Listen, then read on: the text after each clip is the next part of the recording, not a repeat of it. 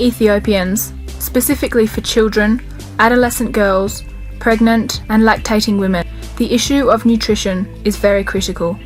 The current prevalence of stunting among the general population is 44%.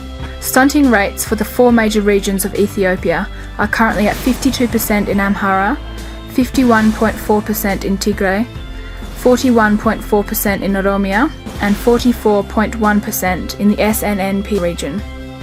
To strategically address the problem of undernutrition in the country, the Ethiopian government introduced the National Nutrition Programme, NNP.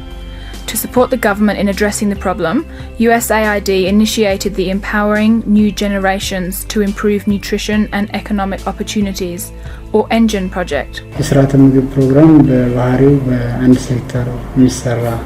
The nutrition agenda isn't only the responsibility of one sector. It needs the involvement of many sectors, including the government and other partners. Stakeholders such as USAID ENGIN play a key role for the realisation of the nutrition agenda in the country.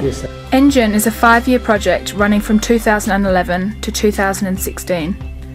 It builds upon the government of Ethiopia's initiatives and renewed commitment to nutrition, as well as the US government's Global Health and Feed the Future initiatives.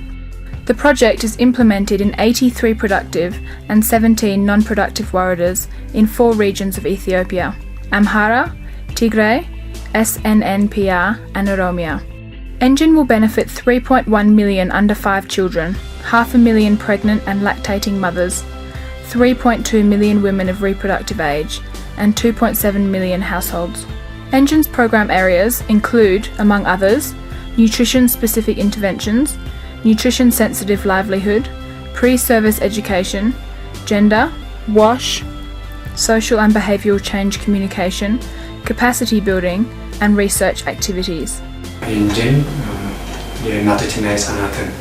ENGIN works to improve the nutritional status of mothers and children through coordinating with various sectors, especially with the Ministries of Health, Agriculture and Education. It is a multi-sector nutrition project. It not only focuses on nutrition but also livelihoods. That's why we say we are improving economic opportunities for our targets. Some of ENGIN's major program components include nutrition-sensitive livelihood, which provides goats, sheep and heifer, enabling targeted households to have access to animal fat and milk, which means they can diversify their diet, as well as generate an extra source of income through the sale of surplus produce. Before ENGIN, I often felt anxious about making ends meet. I had no one to turn to. ENGIN was a godsend for me. To date, Genet has sold several of her sheep, allowing her to buy a cow with some additional funding provided by ENGIN. Through ENGIN, Genet contributed 65% of her own money to the purchase, while ENGIN covered the remaining balance. Genet's youngest child is now fortunate enough to drink sheep's milk, a beverage high in nutrients and a long-held tradition in the local community. Chicken production is another area of ENGIN's nutrition-sensitive intervention, introducing a healthier and more productive breed of chickens so that the entire district gain access to more diverse foods with the introduction of eggs into their diet. Tsige Germa is one of the private investors in Bahida. She was competitively selected by a team of government partners, research centres and ENGIN to be provided 210 parent stock chickens. She also received technical training on managing that parent stock. With her new hatchery incubator and a hatching machine with a total capacity of over 1,000 hen eggs, she can produce over 800 chickens in just 21 days. 3 other chicken growers were also selected by the program.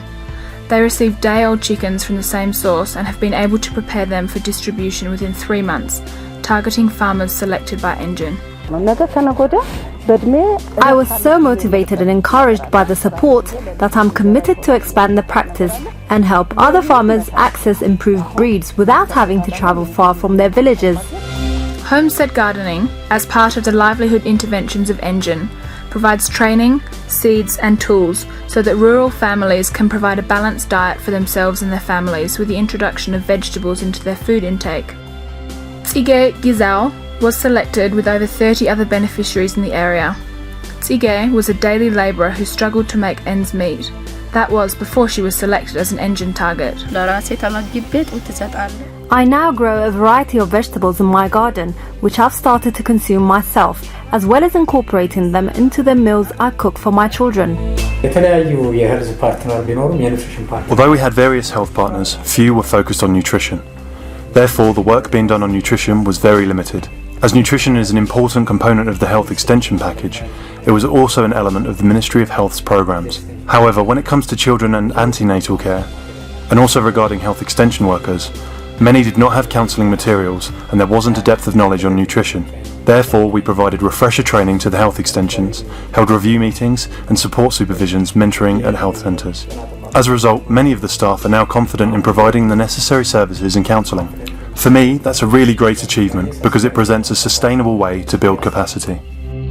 Engine's nutrition-specific interventions include providing counselling for mothers so they understand the importance of nutrition as well as how to handle complementary feeding. The Engine project provides new skills and resources that empower rural mothers. Vulnerable households are guided on how to provide their children with healthy food and become financially independent. Cooking demonstrations enable mothers to prepare varied and healthy food for themselves and their children. Thanks to new healthcare services provided with the help of Engine, little Theodros Negusi is now a happy and healthy child. Micronutrients such as iron, zinc and deworming tablets are given to mothers and children at health posts and health centres, as well as training and education on the importance of nutrition. Because of the lessons I've learnt from the health extension workers, I breastfeed my children exclusively for 6 months. Whilst breastfeeding, I've also learned that I need to give myself an extra meal every day to help me produce milk. The Social Behavioural Change Communication, or SBCC component of Engine, is all about the introduction of new teaching techniques to effect change in communities. What makes the ECC approach innovative is the use of virtual facilitator audio recorded content and messaging to engage beneficiaries with a variety of creative concepts to motivate social change. Capacity building through training health workers so they can better care for their region through a focus on nutrition is another priority area for the Engine project. It also gives agricultural workers the tools and training to increase production and improve livelihood and helps agricultural professionals tackle the critical task of improving the nutritional status of households. The project builds the capacity of frontline workers who interact with maternal, infant and young children, as well as employing nutrition-sensitive agricultural strategies. Another component of Engine's sustainable interventions is pre-service education, which involves working with higher education institutions to incorporate the nutrition agenda into health and agricultural courses, with the hopes of influencing new generations. You may be inspired to do research work, but you can't do research without adequate budget. We hope Engine will continue its support. Engine is also implementing a series of closely interlinked interventions with targeted high potential districts with both its governmental and non-governmental partners. የኢንጂን ፕሮጀክት ጠቅላላ ለመስራት አይነት ብቻችን የሰራነው ሴቭ ዘ ችልድረን ሜጀር ኢምፕሊመንቲንግ ፓርትነር ቢሆንም ከኛ ጋር ሆነው ፓርትነሮቻችን አሉ ስራውን እየሰሩ ነው። The Engine project has many contributors, with Save the Children as a major implementing partner. We also have other partners such as Tufts University, JPEGO, Land O'Lakes, Valid International and the Manoff Group. Local NGOs such as eMurder, EOTC and FIDO are also key partners in the project. We also work very closely with higher education institutions. So for me, all of these are engines for change. In addition, as we are a technical assistance project, the main drivers of our work are governmental institutions. We've been quite lucky in this regard, as it would have been costly to set up the structures from scratch. We are working with existing systems such as farmer training centres, development agents, warrada offices and primary schools. Therefore, I would like to take this opportunity to thank the Ministry of Agriculture, Ministry of Health and Ministry of Education and all the regional bureaus who have really taken ownership of the project.